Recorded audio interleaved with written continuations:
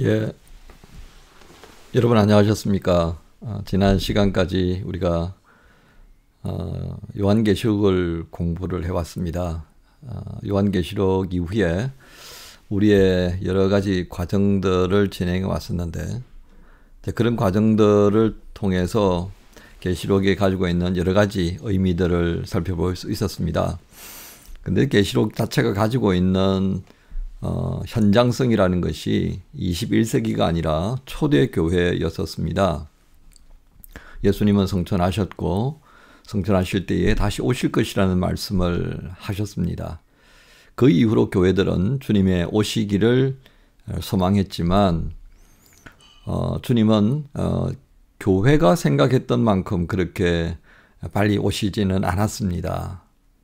근데 안타까운 것은 당시 로마 제국이 가지고 있었던 황제 숭배의 어떤 시도들은 점점 시간이 가면서 강해졌다는 겁니다. 네로를 거치면서 거의 그 황제 숭배는 광적인 형태로 가고 있었다는 것입니다. 황제를 믿지 않고 황제를 섬기지 않고 다른 신을 섬기는 자들은 무신론자라 그래서 죽임을 당하는, 그래서 사실 기독교인들은 무신론자로 취급을 받았고요. 그렇게 해서 냉혹하게 신을 믿지 않는 자라고 하는, 다른 신을 믿는다라고 하는 이유보다도 신을 믿지 않는다라고 하는 이유로 그들은 순교를 당했던 참 안타까운 시절이었습니다.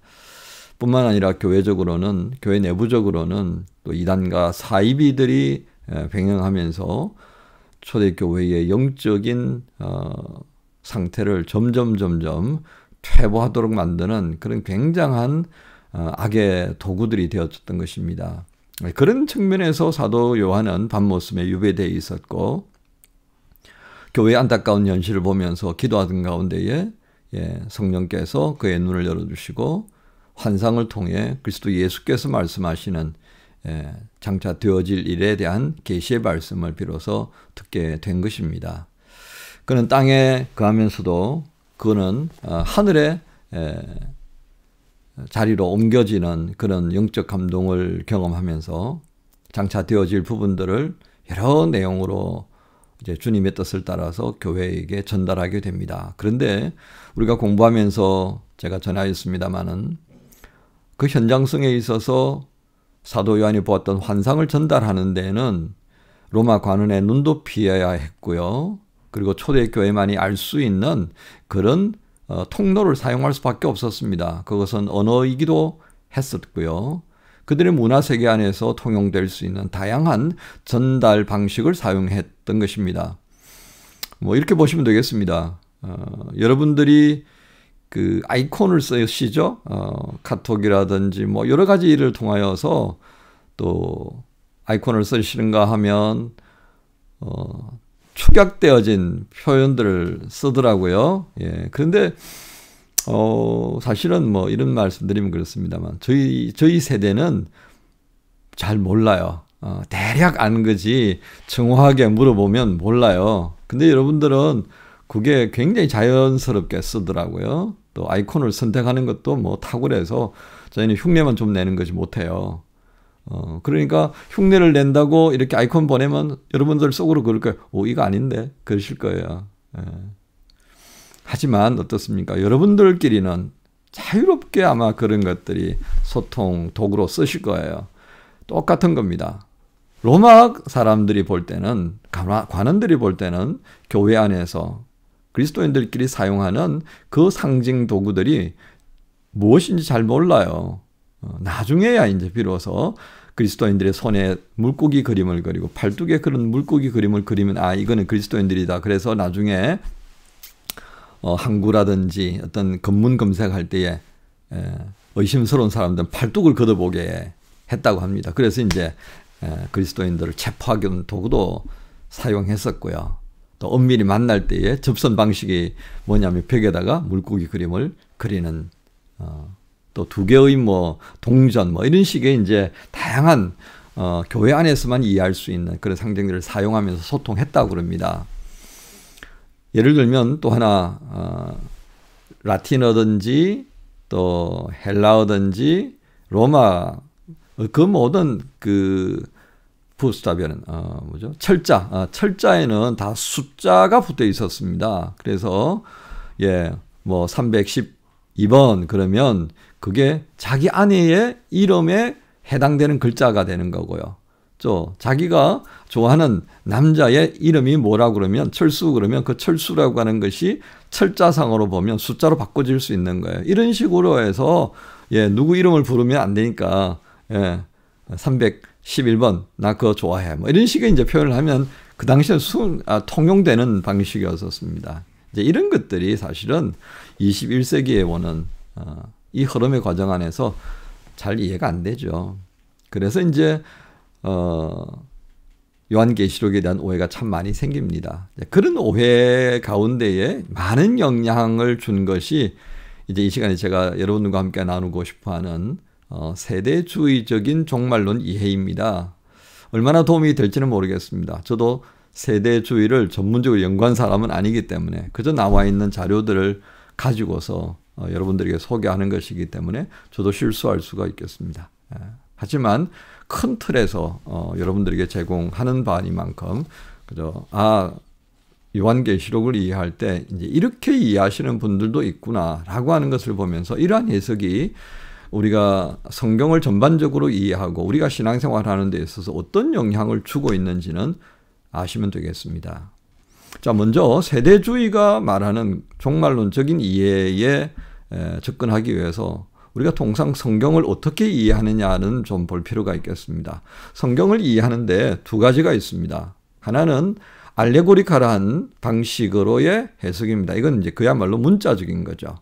그 문자 안에 모든 걸 다 담았다라고 하는 것입니다. 축자 영감설 다 뭐 이런 것이 되는 건데요.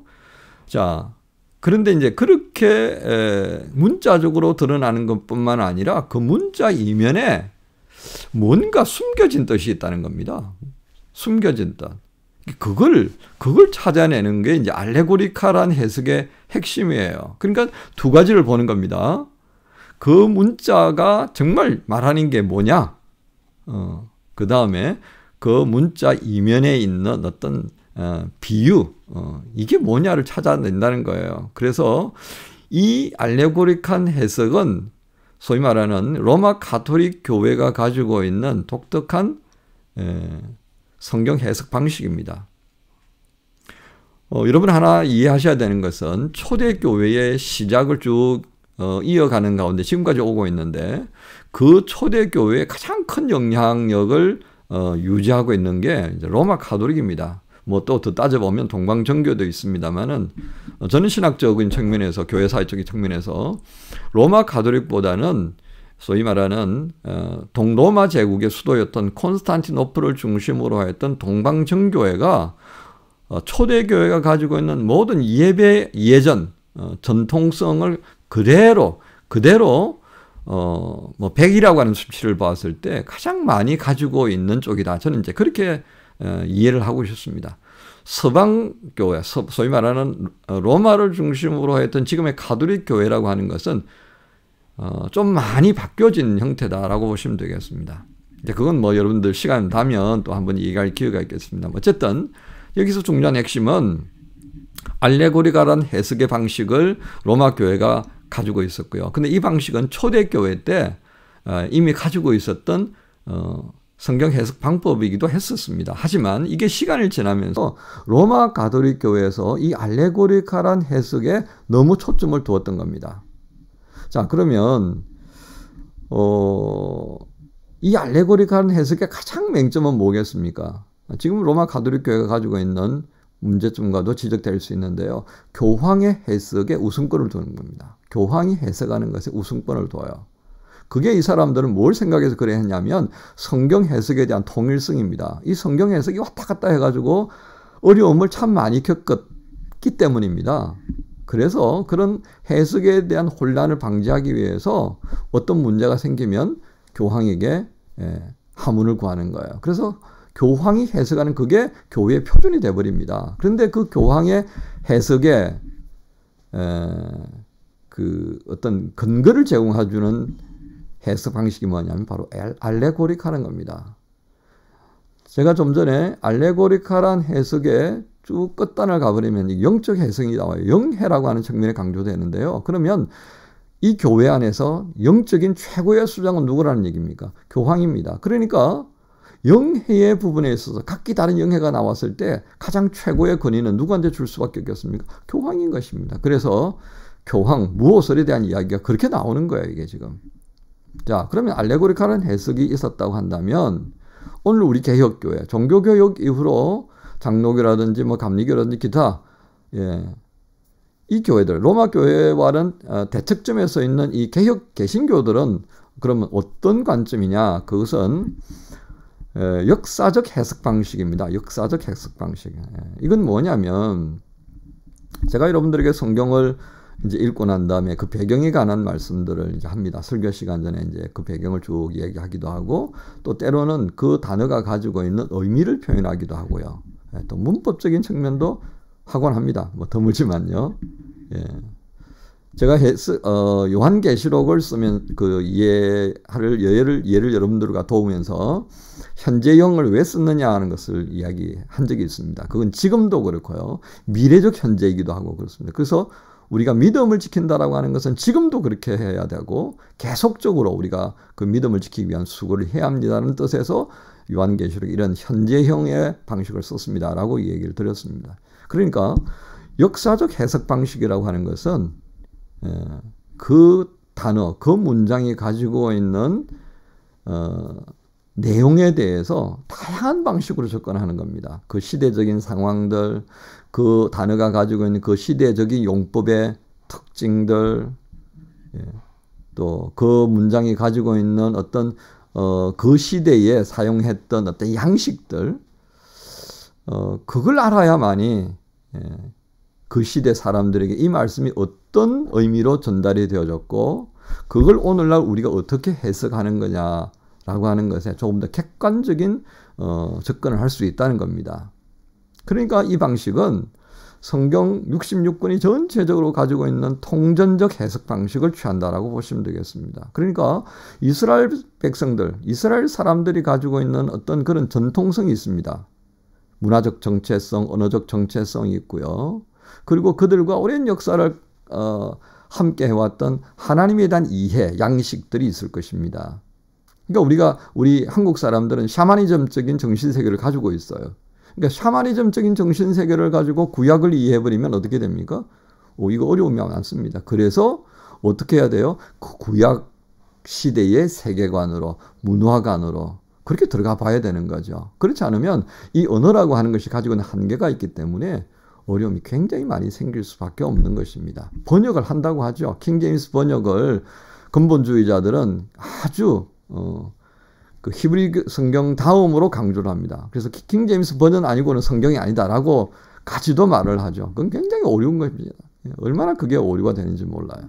그래서 이러한 부분들을 고려해서 개혁자, 종교개혁 이후에 모든 개혁교회들은 역사적 해석 방식을 택하고 있습니다. 이것이 조금 더 발전을 해서 신학적인 발전과 함께 이제 아주 진보적인 신학자들에게는 뭐 본문립 비평, 역사 비평이다 이런 식의 신학적 용어가 붙어요.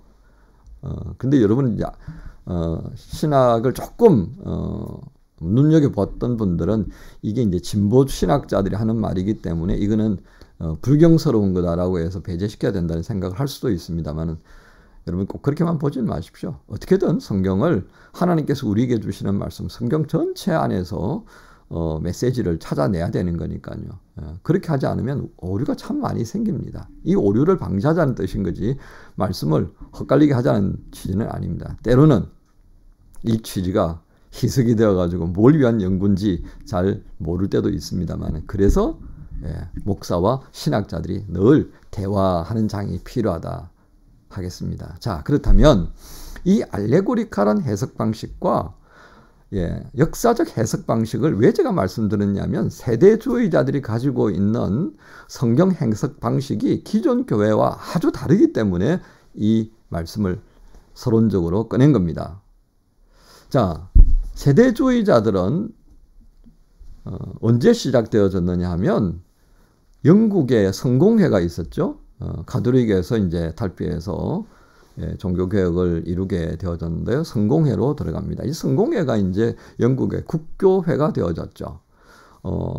그 영국의 국교회로 가다 보니까 역시 또 내부적으로 어떤 어려움들이 생겨났을 것입니다. 그 가운데에서 조금 진보적 사고를 가지고 있는 그 당시에 이제 진보적 사고라 그러면 왜 설교를 하는 데 있어서 성공의 신부들만 독점해야 되느냐? 왜 누구든지 은혜를 받으면 왜 설교할 수 없느냐? 이건 개혁 정신하고 안 맞지 않느냐? 뭐 이렇게 이제 이야기하면서 이건 교회의 독선이고 교권주의자들이 하는 것이고 하는 것에 좀 불만을 가졌던 이들이 있었습니다. 그 가운데에서 존 넬슨 다비라고 하는 사람이 등장합니다. 존 넬슨 다비. 1800년에서 1182년 사이에 존재했던 분인데요. 이 존 넬슨 다비라고 하는 사람이 이 세대주의 운동을 시작합니다. 그래서 그는 기존의 성공에서 탈퇴해버립니다. 탈퇴해버리고 존 넬슨 다비를 따르는 사람들을 중심으로 해서 하나의 교회를 이제 형성해 가는데 그 교회를 중심 잡았던 신학적 사고가 뭐냐면 바로 세대주의적 신학이었고 그리고 그 성경의 해석 방식은 바로 알레고리적 해석 방식입니다. 문자적, 그 다음에 영적인 측면들을 강조해 나가기 시작한 거죠. 그래서 이 세대주의 신학이 한국에 영향을 미쳤는데요. 유병헌 아시죠? 세월호 사건의 그 핵심 인물 유병헌, 죽은지 살았는지 잘 모르겠습니다. 그 다음에 박옥수, 구원파 박옥수, 또 이요한 이런 사람들입니다. 다 구원파 사람들이에요.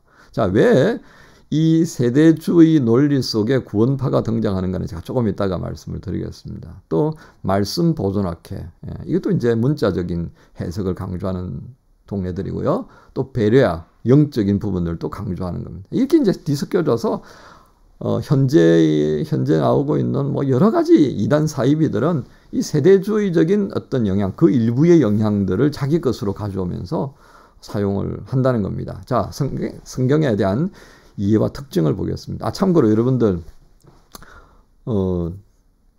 시작할 때 말씀을 드려야 되는데 이 교재는요, 여러분들 그 유튜브 사이트 안에 제가 그 파일 안에다가 넣어놨기 때문에 보시면 되겠습니다. 성경에 대한 이해와 특징들을 보면 세대주의는 이 성경을 제가 처음에 알레고리적 그리고 문자적 영적인 측면으로 본다고 그랬죠. 성경에 대한 이해들을 보면 이제 가장 첫 번째가 알레고리칼한 해석에 근거를 둔다라고 이제 말씀을 드렸습니다. 다음에 또 이 성경에 대한 이러한 축자 영감설 그런 알레고리칼한 해석에 방점을 둔다고 한다면 또한 두 번째 특징은 뭐냐면 이스라엘과 교회를 구별합니다. 우리는 어떻게 봅니까? 구약의 이스라엘이 믿음 안에서 우리에게 주시는 하나님의 은혜다. 이렇게. 그러니까 우리가 이제 이스라엘이 된 거다. 그렇죠? 영적인 이스라엘이 된 겁니다. 그런데 세대주의자들은 그건 아니다는 겁니다. 이스라엘은 이스라엘이고 교회는 교회다는 거예요. 그러면 이스라엘과 교회 관계는 뭐냐? 교회는 이스라엘을 회복하기 위해서 이 이스라엘이 있는데 이게 말을 안 들으니까 예수님께서 교회를 세워서 이 이방인들 중심으로 한 교회를 세워서 이스라엘이 시샘을 하게 하고 그걸 통하여서 이들을 구원하려고 하는 하나님의 뜻인 거다. 이게 보조야예요. 교회는 보조인 겁니다. 이게 동의 못 하시겠죠. 그렇죠? 저도 동의가 안 되는 거예요. 그리스도의 몸인 이 교회가 핵심인 거지 왜 이스라엘이 핵심이냐 이 말이에요. 이게 세대주의 논리가 그래요 지금. 그러니까 모든 구원은 하나님의 영광을 지향하는 바다. 이 구원 자체가 목적이 아니에요. 그러니까 이스라엘은 무슨 존재예요? 하나님의 영광을 위해 있는 존재. 하나님, 저 위에 계시는 하나님의 영광을 위해서 이스라엘을 도구로 삼은 거지 이방인들을 도구로 삼은 건 아니다 이 말이에요. 근데 이스라엘이 되먹지를 않으니까 말을 안 들어먹으니까 이방 사람들을 교회로 모아서 이 복받는 모습을 보고 이 예루살렘이라는 이 혈통주의자들이 도전을 받고 확 깔려가지고 막 확 돌아서서 야 우리가 이렇게 살면 안 되겠다. 그래가지고 도전을 받고 하나님 앞에 돌아오게 하는 것 이게 핵심이다라고 보는 거예요. 벌써부터 이제 세대주의자들을 가까이 하면 안 되겠다 이 생각이 오시죠, 그죠? 근데 이 사람들이 그게 성경이다는 거예요. 우리가 싫든 좋든 그게 성경이다라고 본다는 것이 이게 어렵습니다. 그래서 성경에 하나님이 기대하는 그 첫 번째는 바로 지상에서의 이스라엘 왕국의 회복이고, 이 지상에서의 이스라엘 회복이 그대로 올라와야 된다는 거죠. 그게 바로 새 하늘과 새 땅의 마지막 정점이다라고 보는 겁니다. 이게 왜 예루살렘이라 했겠냐 이거예요. 이게 상징성이 있다는 겁니다.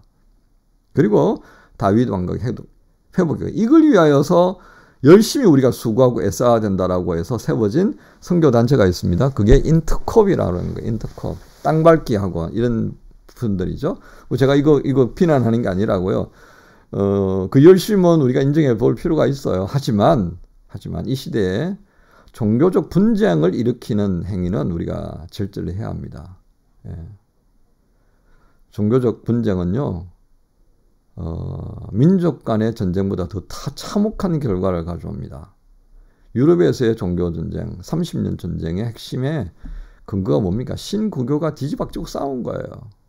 종교라는 이름을 빌렸지만 그들은 사실은 왕자의 게임을 한 거예요. 왕자의 게임. 이게 얼마나 비참한지 모릅니다. 여러분들 시간 되시면 유럽에 계시니까 독일을 발판으로 했던 30년 전쟁을 한번 좀 읽어보시면 좋겠습니다. 그러면서 그 책들을 보시면서 한번 시간 나실 때 여행을 한번 해보십시오. 그 비참함을 여러분 볼 수 있을 것입니다. 그래서 저는 종교 갈등 부분은 이 시대는 아니다 이거예요. 하나님께서 하실 겁니다. 우리는 뭐해요? 예, 말씀을 따라서 그리스도가 우리의 주인이다라고 하는 것을 우리 삶으로 사는 거고요. 증거하면 되는 거예요. 듣고 안 듣고는 누구의 몫이다? 그들의 몫이고, 우리의 사명은 그리스도 예수 이름을 증거하기를 원하는 그 사명이 있는 거예요. 살면 되는 거예요. 제대로, 그죠? 입과 손과 발이 따로 놀면 안 되는 그런 행실을 아시죠? 그죠? 자, 이렇게 정리를 해보고요. 그 다음에 세 번째는 좀 전에 이야기를 드렸습니다만, 성경의 주제가 이게 우리의 구원이 아닙니다. 그거는 과정입니다. 핵심은 뭐예요? 예, 하나님의 영광입니다. 그러니까 우리는 성경을 어디다 두고 있습니까? 구속사예요, 구속사. 주님께서 우리 한 사람 한 사람에 대해서 관심을 가지시고 이 생명을 구원해서 거룩한 백성이 되고 제사장 나라로 살리고, 그렇게 우리는 쭉 이어가요. 근데 세대주의자들은 그게 아닙니다. 하나님의 영광스러운 왕국이에요. 하나님의 나라라는 개념을 그렇게 가는 겁니다. 그래서 이스라엘도 그 목적을 위해서 세워진 존재라는 거예요. 교회도 그걸 위해서 세워진 거죠. 그러니까 구원은 과정인 겁니다. 그런 측면에서 저는 이 구원이 종교는 아니다라는 것에는 일부분 동의합니다. 그러나 구원이 참 중요해요. 근데 이 구원에 대한 중요성을 약화시켜버린다면 구원에 대한 당연성이 어려워져요. 자, 여기에 이유가 있습니다. 왜 그렇습니까? 여기는 예정론이라는 것이 되어 있기 때문에. 예정론. 이거 굉장히 어려운 부분인데요. 예정은 두 가지 론이 있습니다. 칼빈이 말하는 절대 예정이 있어요. 절대 예정 속에는 유기도 있습니다. 그러니까 하나님이 모든 구원을 예정하신 거예요. 그리고 버릴 놈도 다 정해놓은 거예요.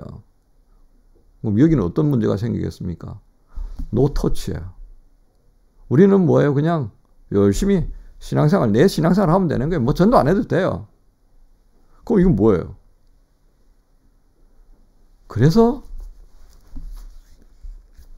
칼빈의 예정론이라고 그래요. 예정론. 이게 뭐예요? 칼빈이 그 시대의 문제를 포민하면서 제시한 거예요. 물론 절대 예정에 대한 생각을 가질 수 있는 부분들이 성경에 있어요. 하지만 그것뿐입니까? 아니에요. 성경을 읽다 보면 절대 예정에 대한 부분도 있지만 보편적 예정도 있어요. 그게 뭐예요? 요한복음 3장 16절 그 내용이잖아요. 하나님이 세상을 이처럼 사랑하사 독생자를 주셨으니 이는 저를 믿는 자마다 그랬어요. 물론 이제 문제 제기가 될 수 있죠. 야, 그게 진짜 믿는지 안 믿는지 누가 판단하냐? 주님이 판단하시는 겁니다. 그러나 우리는 뭐예요?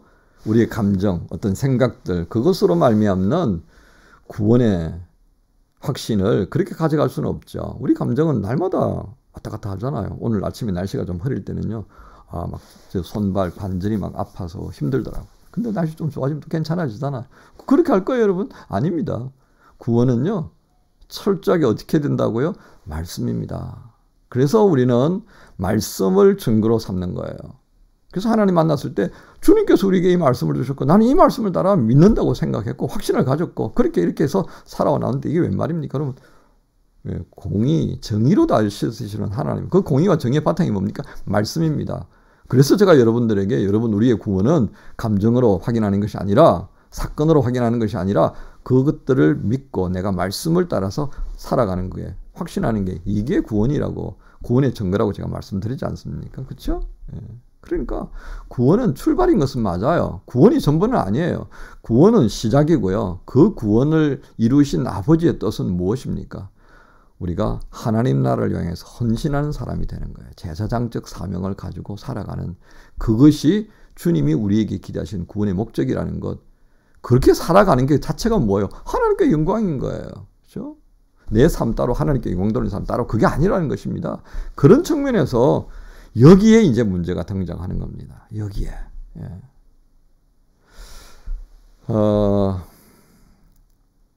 절대적인 예정론을 추종하다 보면요. 이미 우리의 모든 인간적인 시도는 의미가 없습니다. 맞아요. 인간적인 의미는 없어요. 구원에 있어서. 절대적인 하나님의 구원의 주권이 있는 겁니다. 그 은혜 가운데서 우리는 말씀을 아멘으로 받아들이고 구원을 얻는 거죠. 그러나 안 믿는 사람이 있어요. 이것도 안 되고 저것도 안 되고 그런 사람들은 어떻게 합니까? 그건 내 속이 아니에요. 내 소견에 옳다 그러다 말할 필요 없는 거예요. 나는 내 구원 얻은 것에 대해서 감사하고 하나님 앞에 영광스러운 그 아버지의 영광을 위해서 살아가면 되는 거예요. 여기서 더 이상 벗어나면 안 됩니다.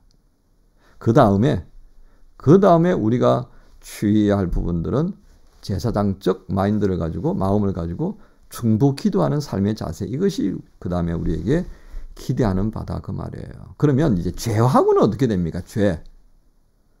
구원은 새로운 삶을 시작하게 하는 것이라고 제가 말씀을 드렸죠. 그죠? 백성으로 시작하는. 예전에는 노예로 살았다면 이제는 하나님 나라 백성으로.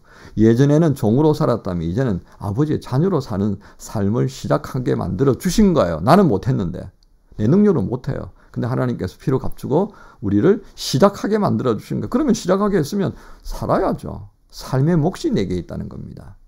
그런데 구원파들은 이제 그것이 아닌 거예요. 좀 이따 해야 될 거 지금 해버리네. 그냥 맺힌 김에 합시다. 자, 지금 7세대를 얘기를 이제 할 겁니다. 역사의 이해를 7단계로 나누는데요. 7단계. 7단계를 나누는데 그 단계마다 하나님께서 주신 법도가 있어요. 이 세상을 다스리는 법도가 있다고요. 그 법도에 따라서 살도록 하신 거예요. 그 지금은 은혜 시대라고 그래요. 은혜 시대. 그 은혜 시대는 뭐가 핵심이에요? 그리스도 예수를 믿고 살아가는 게 은혜예요. 근데 이제 이렇게 말합니다. 7개로 나눈 그 시대 가운데에 뭐가 있느냐 하면 구약 시대, 율법 시대가 있어요. 이 율법 시대 때는 율법이 중요했다 이거예요. 그런데 지금은 은혜 시대이기 때문에 율법은 필요 없다는 겁니다. 하나님의 마음이 담겨있기 때문에 존중은 하지만 지금 지킬 필요는 없다는 거예요. 그 말은 뒤집어서 이야기하면 죄에 대한 문제를 가지고 고민할 필요 없다는 겁니다. 이미 죄라고 하는 그 지적과 징계는 은혜 시대 이전의 것이다. 끝나버렸습니다. 그러니까 뭐에 대해 자유롭죠? 죄입니다. 그 죄는 뭐로 짓죠? 우리의 몸으로 짓습니다. 그러니까 구원받은 자는 뭐가 정리가 되어버린 거야? 우리의 영혼이 구원받은 거지. 육신은 어차피 버릴 것이기 때문에 아담에 관계없다는 거예요. 그래서 이게 이중성이 나타납니다. 신앙생활의 이중성이에요. 예배와 관계성이 유리되는 겁니다. 교회와 가정이 유리되고 교회와 직장의 생활이 유리가 되어버립니다. 이렇게 되는 거 어떻게 되겠습니까? 기펴고 사는 거예요. 나는 죄인이다 이렇게 웅크리고 살던 사람이 당당해져 버린 거예요. 이렇게 교회에서 잘하면 되는 거죠.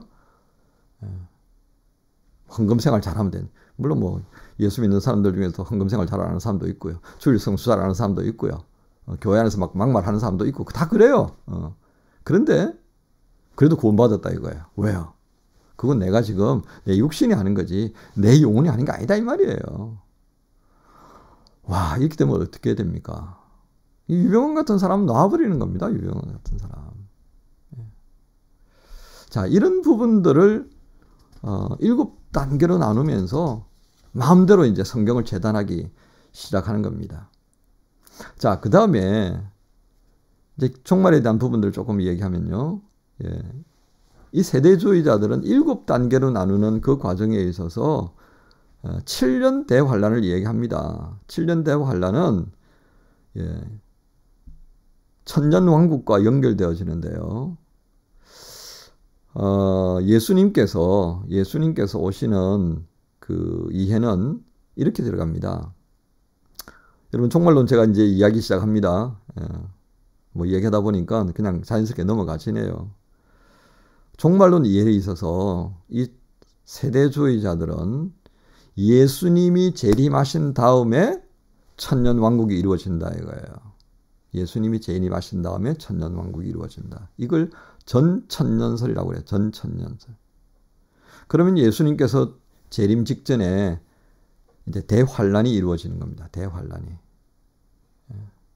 그 대환란이 이루어지는데 이 직전에 대환란 직전에 예수님께서 공중에 임하십니다. 지상에 임하시는 것이 아니라. 그래서 이 사람들은 두 번의 재림을 얘기해요. 하나는 공중에, 한 번은 땅에. 그래서 공중 재림은 이제 휴거 사건을 전제로 합니다. 이 땅에 있는 성도들은 참된 성도들은 대환란 직전에 다 올라가 버리는 겁니다. 그래서 혼인잔치가 이루어지는 거예요. 그러면 남아있는 자들은 어떻습니까? 이건 교회가 아니죠. 교회 흉내만 내던 이건 이제 두드려 맞아야 될 겁니다. 그리고 이 두드려 맞는 사람 가운데에 회개하는 자가 일어나면 두 번째 재림이 그게 이제 대환란이 지나고 땅에 임하실 때에 그들이 구원을 받는 이런 양식으로 가는 겁니다. 그러니까 7년 대환란은 뭐예요? 거름종입니다. 흔들어 버리는 거예요.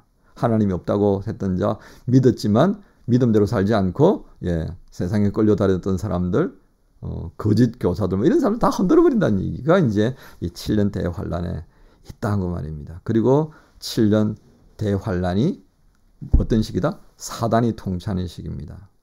그리고 이 7년 대환란이 지날 때 이제 주님께서 다시 땅에 내리실 때 천군 천사들을 동원해서 싹 쓸어버리는 이런 해석을 가지고 있습니다.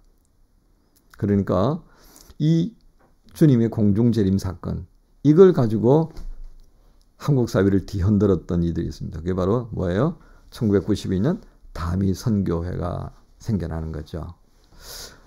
자, 그러면서 이러한 전천년설 주님이 임하시고 그리고 천년왕국이 시작되고 뭐 이런 얘기들 한국 교회에 참 많은 영향을 미쳤습니다. 그래서 이 종말론에 대한 부분에 있어서 문제점들은 이제 그러면 뭐냐 하는 것을 볼 수가 있겠습니다. 문제점. 역사에 대한 부분에 있어서 성경을 연대기적으로 자른 겁니다. 연대기적으로. 여러분 우리가 성경의 역사를 이야기할 때 이걸 어떤 과학적인 근거 또 우리의 어떤 50억 년 되어진 지구의 어떤 그런 역사 이것과 연결시켜서 풀어보려고 하는 시도가 있습니다. 그게 뭐죠? 창조과학회의 시도입니다. 근데 이제 창조과학회가 기여한 바가 있습니다. 물론. 하지만 조금 무리한 방법을 사용을 해요. 그러니까 우리가 과학을 이야기할 때 다양한 이론이 있습니다만은 한 가지 이론이 맞다 그래가지고 모든 것들을 다 폐기해버린다면 논리에 나중에 모순이 생겨나긴 합니다. 이러한 부분들에 있어서 창조과학회가 조금 무리수를 둬요. 그러면서 이 연대기적인 해석 방식에 조금 도움을 주는 그런 모양이 있는 것 같습니다. 그래서 여러분 연대기적 성경을 연대기적으로 자르는 이 시도는 조금 우리가 조심을 해야 합니다. 물론 이제 고고학적인 자료들이 나오면서 일부 성경의 역사들의 진실을 규명하는 데는 도움이 돼요. 하지만 그것이 소위 말하는 그 어떤 믿음의 고백적인 사항들과 어떤 현실 세계에 대한 부분들을 좀 바라볼 때는 괴리감이 있잖아요. 그렇죠? 그러니까 그러한 것들을 고려하지 않고 어떤 일방적인 선으로 끌어가기 시작하면 모순을 우리가 범할 수가 있게 됩니다. 그래서 참고할 필요가 있어요. 고고학적인 자료들도 참고를 좀 하고요. 예. 또 그 고고학을 근거로 해서 우리 그 과학적인 관찰 방식들도 좀 고려하고요. 그리고 이 시대의 신앙을 가지고 있으면서 하나님과 교제했던 이들 믿음의 선조들을 어떻게 보았던가 이런 것들을 이제 참고하면서 우리가 건강한 신앙을 유지하는 것이 참 필요합니다. 그런데 세대주의자들은 이 연대기적인 방식으로 잘라냅니다. 그런데 여기에 무슨 문제가 있느냐면요.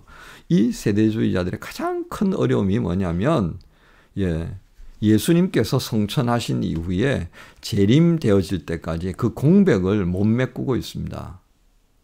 또 이 근거들을 객관적으로 제시를 해야 되는데 일부 맞다고 그래가지고 그것이 전체를 다 말할 수는 없습니다. 그렇죠? 여러분 과학이라고 하는 것은요. 1부터 10까지 대입해서 다 같이 같은 원리가 적용이 되고 같은 원리 안에서 답이 나와야 돼요.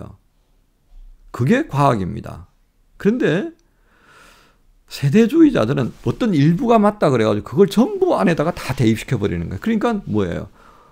억지 논리가 나오네요. 억지 논리. 3단 논법이 굉장히 논리적인 것 같지만 여러분 이 3단 논법이요. 만약에 교활함이 들어가 버리면 어렵게 돼요. 그래서 헬라 시대 때 소피스트가 나오잖아요. 말도 안 되는 논리를 가지고 변론을 하는 사람, 이게 소피스트예요. 철학자들이었는데요. 말솜씨가 아주 좋습니다. 그래서 논리학이 이 사람들 통해서 나오죠. 그 논리학의 억측을 가지고 얼마나 많은 사람들이 골탕을 먹는지 모릅니다. 그러니까 우리가 신앙이라고 하는 것을 얘기할 때 이 3단 논법이라는 논리를 가지고 시작을 해버리면 정말 이거는 문제를 막 양산해내버리고요. 우리도 책임질 수 없는 그런 상황을 초래합니다. 이게 연대기적인 해석에 따라붙는 어려움이 되는 것입니다. 자, 이러한 구분은 어디서 나왔겠습니까? 이 다비의 세대주의적인 신학의 영향을 받은 평신도 스코필드라고 하는 사람이 언어적인 조금 탁월한 재능이 있었던가 봅니다. 이 스코필드가 개인적으로 주석 성경을 써요. 그 안에도 문제가 많습니다. 그런데 그 세대주의 영향을 받은 스코필드라는 사람이 개인 주석 성경을 썼는데 그 스코필드 성경 안에 이러한 7개의 연대기적인 방식으로 성경을 재단을 합니다. 이게 이제 소위 세대주의적인 역사관이 되어버린 거예요. 그리고 성경을 율법과 은혜라고 하는 것으로 대립시켜버렸습니다. 성경이 그 대립되나요? 아니죠. 바울도 율법은 우리가 죄인이라는 걸 깨닫게 하고 은혜는 뭐예요? 그리스도 예수 안에서 우리가 생명을 얻었다라고 하는 것을 깨닫게 해주는 거. 그래서 율법과 은혜가 두 개가 공존하는 것이 성경입니다. 우리가 율법적 개념이 없다면 왜 그리스도를 지금도 필요로 합니까? 우리가 왜 죄인이라고 회개하며 주님과의 관계를 계속해서 유지하려고 하는 시간을 갖습니까? 성경은 율법과 은혜로 되어지기 때문입니다. 행위라는 게 뭐예요? 율법적인 겁니다. 그러나 그 행위가 우리에게 구원을 가져다 주지 못한다는 것은 성경에서 강조하고 또 강조합니다. 그러나 요한계시록의 마지막은 뭐 어떻게 됩니까? 행한 대로 갚으리라고 하는 겁니다. 율법의 지적을 무시하고요. 은혜만 바라보고 살아버렸다면 그 책임성, 그 성도의 의무에 대해서 주님이 물으신다는 겁니다. 왜? 마땅히 행해야 할 바를 안 했으니까요. 돌이키는 것이 우리의 핵심이 된다는 것. 그렇게 또 한번 강조하시는 겁니다. 자, 한국교회와 세대주의. 왜 한국교회는 그럼 이 세대주의 영향을 굉장히 많이 받았냐 말이죠. 그 이유가 있습니다. 1900년 초기에 미국 나이아가라 지역에서 컨퍼런스가 열립니다. 소위 부흥회예요. 이 부흥회 때 당시에 세대주의 선각자들이 이제 젊은 청년들을 불러 모아가지고 집회를 합니다. 이때 핵심이 뭔지 아십니까? 아시아 나라, 아프리카 나라에 복음을 아직 듣지 못한 그 나라에 여러분들이 선교사로 가서 하나님의 군대들을 세워라. 이런 메시지가 전달되는 겁니다. 그래서 그렇게 하면 주님의 재림을 앞당길 수 있다라고 생각한 거예요. 이 많은 젊은이들이 막 아멘 하면서 거기에 응답한 겁니다. 그 많은 젊은이들이 세계로 나가서 어떻게 했겠습니까? 세대주의적 신앙관을 가지고 설교를 하고 교회를 세우고 신학교를 세운 겁니다. 평양신학교가 세워졌을 때 그 평양신학교를 세운 선교사님이 누구였을까요? 그렇습니다. 세대주의의 영향을 굉장히 강하게 받았던 선교사님이었고요. 여러분이 존경하는 우리 한국교회에서의 굉장히 중요한 길선주 목사님도 세대주의자였었습니다. 그분의 요한계시록의 내용을 본다든지 하면요. 세대주의를 이해하지 못하면 이해할 수가 없습니다. 아이러니하게도요. 1938년하고요. 2002년에 주님께서 재림한다고 누가 얘기했겠습니까? 길순주 목사님께서 계시록을 강의하시면서 말씀하신 바입니다. 그러니까 세대주의 영향이 우리 한국교회에 얼마나 뿌리 깊었는지 아시겠죠? 한국교단에 내놓으라고 했던 리더 되시는 목사님들 다 그 신학교 출신들이었다는 걸 생각하면 한국교회가 왜 세대주의적인 종말론에 이끌려왔고 왜 한국교회에 이렇게 이단과 사이비가 많이 생길 수밖에 없는가를 여러분이 이해하실 것입니다. 자, 그런 관점 안에서 이제 한국 선교의 초기에 영향을 받았기 때문에 복음 1세대, 1.5세대, 2세대 이런 흐름 안에서 한국교회에 굉장히 많이 영향을 미쳤고요. 그러면서 이 세대주의가 한국교회에서 이단과 사이비에 대한 굉장히 영향을 많이 미쳤는데 좀 전에 우리가 구원파가는 말씀을 드렸습니다마는 회개가 불필요한 이 신앙적 개념들이 이제 확산이 되어 버리게 됩니다. 자, 그러니까 결국은 회개가 없는 교회, 회개가 없는 신앙은 뭐겠습니까? 어린아이적 신앙에 머무르게 되었겠죠. 성숙 단계에 이르지 못하도록 만들어 버린 것입니다. 그리고요, 성도의 삶에 있어서 자신의 어떤 의지적인 결단 또 어떤 그것에 대한 수고 이것이 굉장히 무색하게 만들어져 버렸습니다. 소위 이런 표현 좀 드리면 좀 그렇습니다만은 의지가 없는 존재가 되어버린 거예요. 그냥 하나님 은혜 주시면 내가 하죠. 이거 참 안타까운 부분일 수밖에 없습니다. 한국 교회가 그런 것 때문에 은혜를 구하는데요. 은혜를 받고 늘상 어린아이적인 신앙 양태로 머물러 버리니까 한국 교회가 어떤 상황을 처리해 나갈 때마다 유아기적인 그런 형태가 나올 수밖에 없게 된 겁니다. 자, 그 다음에 또 우리가 보았을 때 초대 교회에서 유지되어졌던 이런 그 한국교회 초대 교회로부터 유지되어졌던 이 세대주의적인 영향이 여전히 한국교회는 7년 대환란이라는 부분을 또 늘 생각하게 만들고요. 그 다음에 14만 4천 명, 이만희가 지금 아주 기가 막히게 써먹고 있습니다. 666 숫자, 우리 요한계시록 하면서 배웠죠, 그죠? 14만 4천의 숫자가 가지고 있는 그 상징성이 뭐였습니까? 7이라는 숫자 곱하기 7, 그 다음에 10의 삼성, 이런 부분들 자체가 뭐예요? 굉장히 성경에서 권위가 있는 숫자들입니다. 전부를 포함하고 있고요. 모두를 포함하고 있고요. 권위적인 숫자입니다. 이게 14만 4천 속에 담겨 있는 거예요. 14만 4천 명이 아니라고요. 또 12 곱하기 10이잖아요. 신약의 12제자, 구약 성경의 12지파. 그 전부를 얘기하는 거 아닙니까? 교회 전부고요. 거룩한 백성의 전부를 얘기하는 겁니다. 그러니까 구원받는 자, 그리스도 예수를 주라 고백하고 요한복음 3장 16장에 근거하여서 그 말씀을 아멘으로 받으며 그렇게 그리스도의 영광을 위해 살아가는 모든 사람들, 그거예요. 그러니까 우리가 성경 읽을 때 14만 4천 이야기가 나온 다음에 그 다음에 이루 헤아릴 수 없다고 말씀하지 않았습니까? 이 상징성을 가지고 자꾸 문자화시키는 겁니다. 666 뭐라고 그랬죠? 네로의 이름이 가지고 있는 그 헬라식 표기를 숫자로 바뀌면 666이에요. 이게 뭐였어요? 짐승의 표라고 하는 것으로 사도 요한이 전달한 겁니다. 그걸 봤을 때 이거 다 아는 거예요. 초대교회는 다 알았죠. 네로와 같은 황제들의 억압, 이렇게 본 겁니다. 그 황제 숭배에 참여하는 사람들이 모든 상거래를 할 수 있고 금융거래를 할 수 있고 주거 이전에 자유가 주어지고 있던 그 정수라고요. 그러한 것들을 그 시대에서 이해하고 있었는데 이제 여기다가 무슨 666을 받고 어쩌고 그렇게 나가기 시작하면 이게 한이 없는 거예요. 이게. 그 당시에 무슨 바코드를 알았겠습니까? 물론 경계해야 됩니다. 오늘날에 있어서 하나님 아닌 다른 누군가를 섬기도록 강요를 하고 그것에 참여하고 난 다음에 정서를 준다라 하면 그것이 666의 내용이 되겠죠.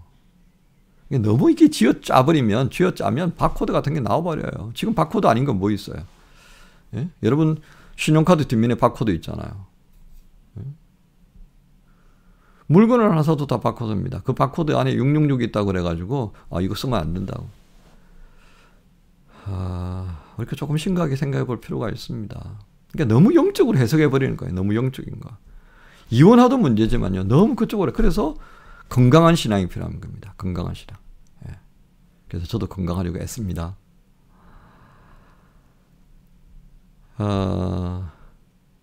이제 우리가 또 하나 생각해야 되는 것은 프리메이슨, 일루미나티, 세계 단일 정부론, 유럽연합 이런 부분들이 계속 나왔습니다. 이게 다 어디서 나온 얘기예요? 세대주의자들에게서 나오는 얘기입니다. 이거 하나하나 다 들춰내기 시작하면 제가 시간이 너무 많이 갑니다. 그러나 한 가지 예를 들면 유럽 EU 공동체가 나왔을 때 10불이라고 그랬어요. 10개의 뿔, 별 10개에서 시작했거든요. 근데 지금 27개 될걸요. 그 뿔이 27개 돼버렸습니다. 성경에 있나요? 이렇게 논리적 모순이 나타나는 거예요. 그래서 조심해야 합니다. 아직도 일루미나티, 프리메이슨 이런 얘기를 해요. 물론 세계를 뒤흔드는 비밀단체들이 있겠죠. 주목할 필요는 있습니다. 그러나 너무 과도하게 이렇게 접근하기 시작하면 신앙의 본질을 헐어버리는 겁니다. 저는 그렇게 반대로 생각합니다. 교회가 얼마나 못났으면, 그리스도인들이 얼마나 못났으면 이런 비밀단체들이 이렇게 날뛰게 되었을까 생각해 보는 겁니다. 우리 그리스도인들이 오늘의 삶을 좀 더 진지하게 가질 필요가 있습니다. 더 많은 얘기를 하기 시작하면 시간이 갈 것 같고요. 1시간 정도로 마무리해야 되겠다 싶어서 여기까지만 하겠습니다. 여러분, 세대주의가 가지고 있는 부분들 의미는 있습니다. 성경을 어떤 형태로든 기존의 틀 안에서 보는 관점보다는 또 다른 관점으로 볼 수는 없을까라고 하는 시도는 의미 있습니다. 그러나 그 시도가 성경의 본질을 흐트러 버린다면 하나님만 못하지 않겠습니까? 교회가 권위적이고 어떤 독점적인 부분들을 가지고 있는 것은 분명합니다. 그러나 그런 것들은 건강한 방식으로 해결봐야 합니다. 저는 그런 관점에서 우리 그리스도인들이 성경에 대해서 조금 더 알아야 하고요. 아는 것만이 아니라 그 성경을 가지고 누군가와 나누는 일에 조금 더 열심을 가졌으면 좋겠습니다. 그래서 제가 지향하는 바는 그렇습니다. 우리 만남 주님의 교회 모든 성도들은 최소한 출애굽한 것만큼은 누구를 만나서든지라도 가르쳐낼 수 있는, 또 그 감동을 전할 수 있는, 가르친다는 표현이 좀 그렇습니다만은 그 감동을 전하고 그 출애굽이 주는 메시지들을 정말 복음 안에서 재해석해내고 내 삶을 변화시키고 또 다른 이들의 삶을 변화시킬 때 도움을 줄 수 있는 그런 건강한 신앙인이 되는 것이 오늘 계시록의 말씀에 소위 이기는 교회, 이기는 성도를 기대하시는 주님 앞에 합당한 것 아니겠나 싶습니다. 억지로 뭔가를 시도하고 억지로 뭔가를 풀어내려고 하면 여기에서 오류가 생깁니다. 그 오류 중에 대표적인 것이 세대주의적 접근 방식이다라고 하겠습니다. 또 성경을 이해하는데 한 가지 더 붙이긴다면 조언한다면 알레고리칼한 해석 방식이 때로 필요할 때도 있습니다. 또 역사적 해석 방식이 필요할 때도 있습니다. 여러분, 우리가 성경을 해석할 때는 한 방식으로만 보면 문제가 생길 수가 있는 여지가 있는 책입니다. 그것들을 고려하셔서 때로는 예수님께서 말씀하셨던 비유의 관점에서도 보기, 그 다음에 문자적인 측면에서도 봐야 되는 영이 있고요. 역사적인 여러 가지 정황을 통해서 봐야 될 부분들도 있습니다. 그래서 처음 성경을 배울 때 건강한 신앙의 토양 안에서 성경을 공부하는 것이 굉장히 중요하다는 말씀을 드리면서 이 시간 마치겠습니다. 혹시라도 여러분들 이 과정을 참여하셨다가 궁금한 부분이 있다면 제게 말씀해 주십시오. 그러면 여러분에게 또 도움이 될 수 있도록 시간을 만들거나 또는 개인적으로 또 나누도록 하겠습니다. 감사합니다. 수고하셨습니다.